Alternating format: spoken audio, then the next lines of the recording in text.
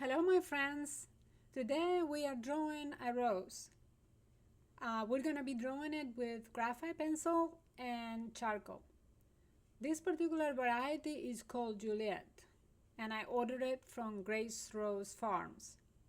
I will be painting this one or others like this one in the future, but drawing it first helps me to work out composition and values, and also helps me to get to know it better, to hopefully being able to capture their beauty and soul with paint later. I begin by dusting the paper with charcoal powder and spreading it out with a sachet.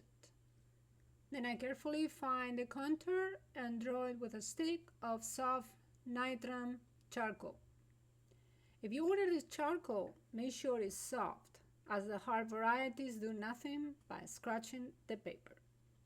I decided to be adventurous this time and ordered this handmade cotton paper from India, as I love the antique vintage look it had, but I am regretting it deeply as I'm drawing, because this paper shreds like crazy, and every time I erase or leave charcoal, a piece of it rips off. So I am filing this as a learning experience to make sure to stick to what I know, especially when making a YouTube video. I thought about changing the paper at the beginning, but then I realized that working through this inconvenience and challenge may make my drawing stronger. We only grow through challenges after all. But then again, it remains to be seen whether I can pull this off or not. Either way, I'm publishing this video, and you'll be the judge of that.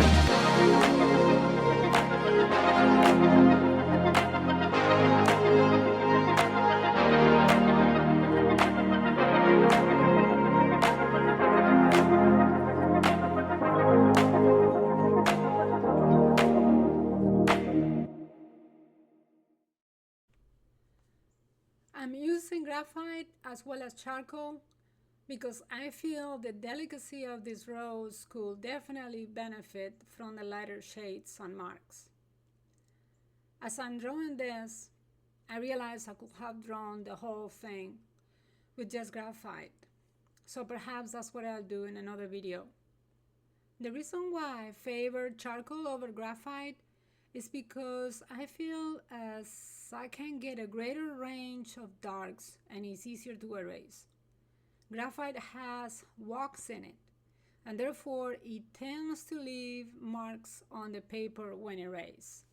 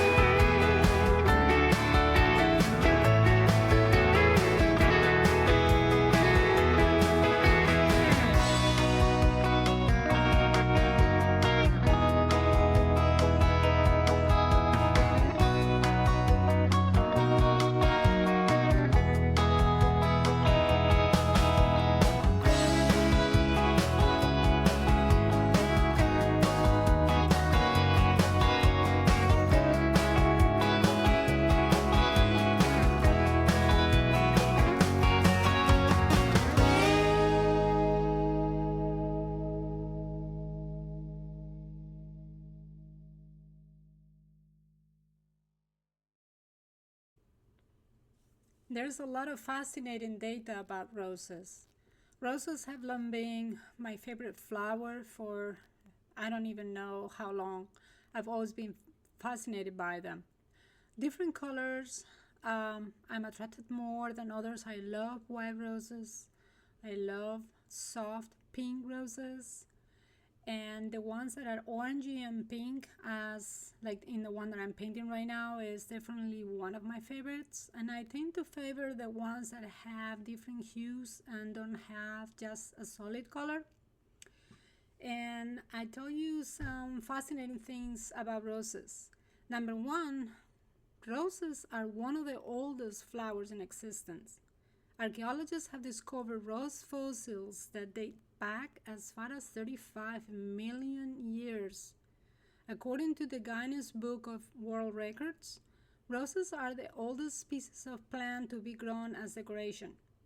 The rose is the oldest species of plant cultivated and used for decorative purposes. Documents dated to AD 50 suggest that ancient Romans grew the flowers in vast plantations and local hothouses to ensure a year-round supply of medicinal extracts, cooking ingredients, and ornamentation. Ancient Romans used roses to decorate buildings, furniture, and people, Whale's petals were laid to create rose carpets and walkways. There is evidence dating back 5,000 years when the Chinese and Japanese created rose gardens, although it is not known if these were for ornamental reasons. And also, another thing that is fascinating is that roses can live for a very long time. Even more shocking, the oldest living rose is 1,000 years old. It grows on the wall of the Cathedral of Hildesheim in Germany, and its presence is documented since AD 815. According to the legend, the rose bush symbolized the prosperity of the city of Hildesheim.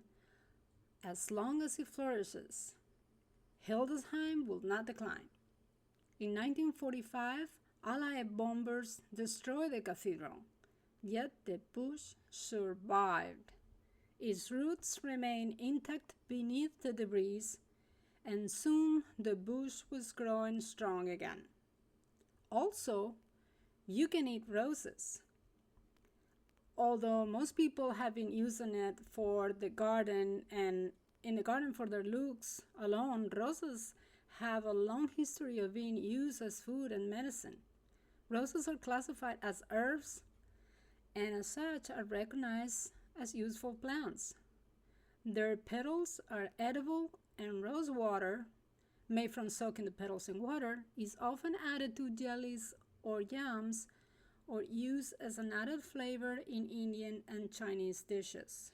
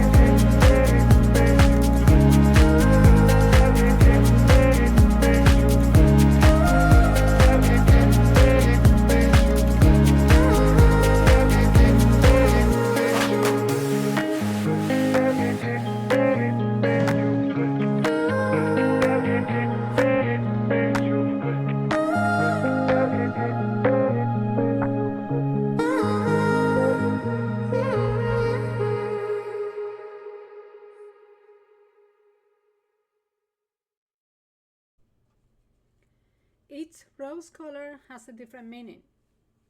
Everyone knows that roses have long been a symbol of love, but the color choice also plays a role in what a rose symbolizes. Also, it is important to emphasize that meanings can vary in different cultures. For example, in the Western world, these roses are commonly associated with the following meanings.